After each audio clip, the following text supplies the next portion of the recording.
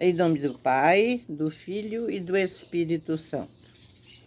Meus amigos, nós vamos agora iniciar a nossa meditação de hoje, dessa terça-feira da 29ª semana do Tempo Comum, da Liturgia das Horas.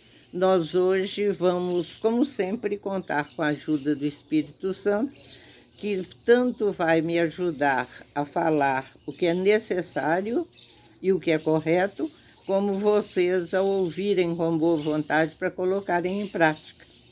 Então, contemos com a presença do Espírito Santo. Vinde, Espírito Santo. Hoje nós vamos falar sobre a carta de Santo Agostinho, bispo, a Proba.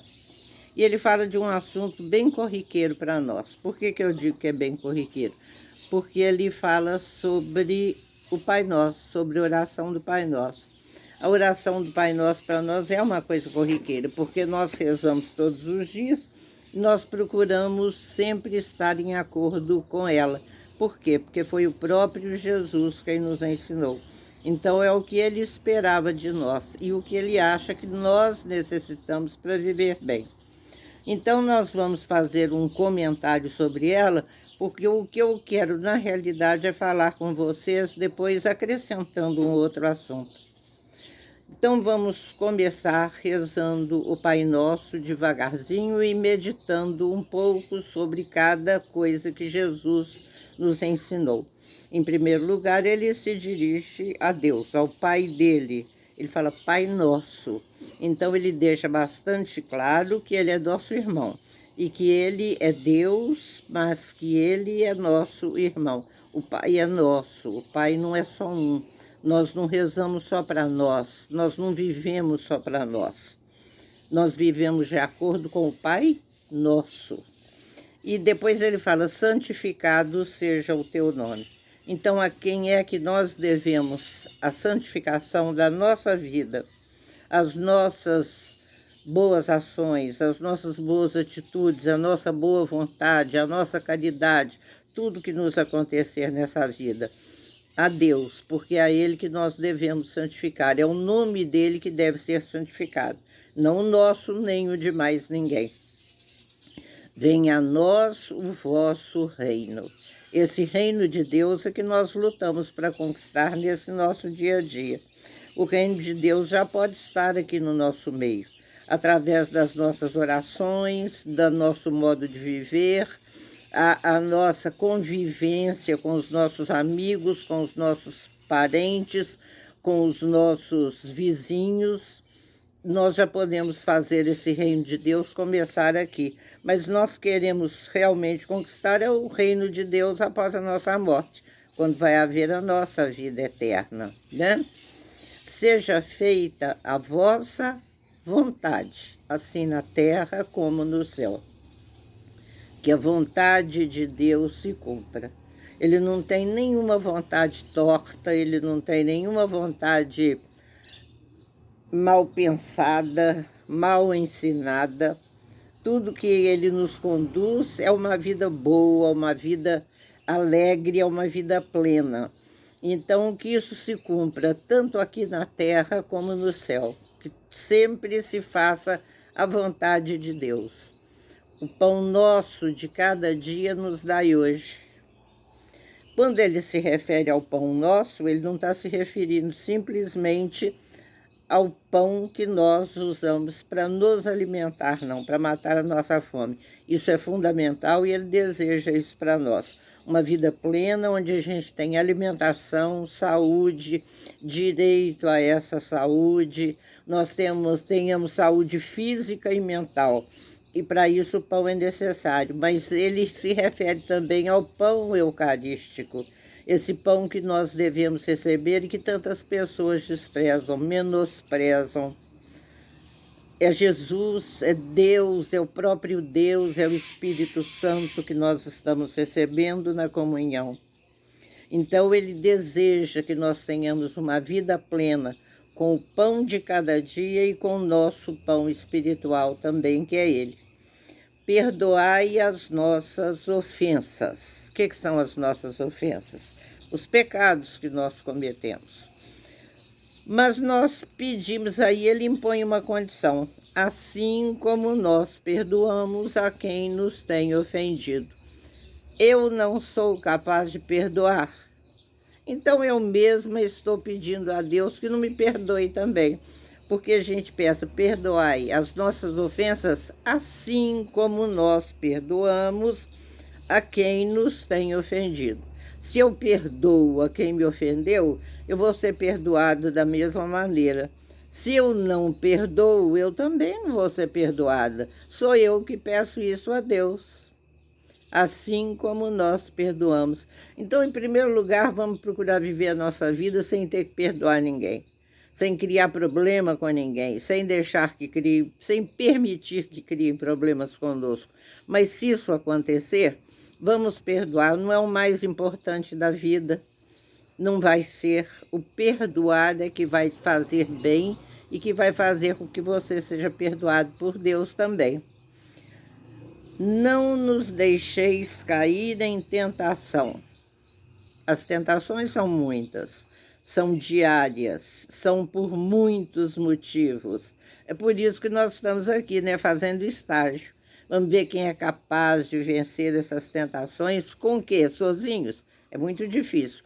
Com a ajuda de Deus. Por isso que nós pedimos a ajuda dele. Mas livrai-nos do mal. Amém.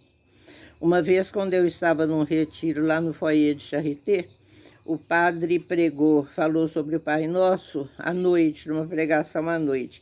E ele explicou que quando nós falamos livrai-nos do mal, amém, a gente não está falando de um acidente de carro, a gente não está falando de um problema material, não. A gente está falando realmente do próprio maligno.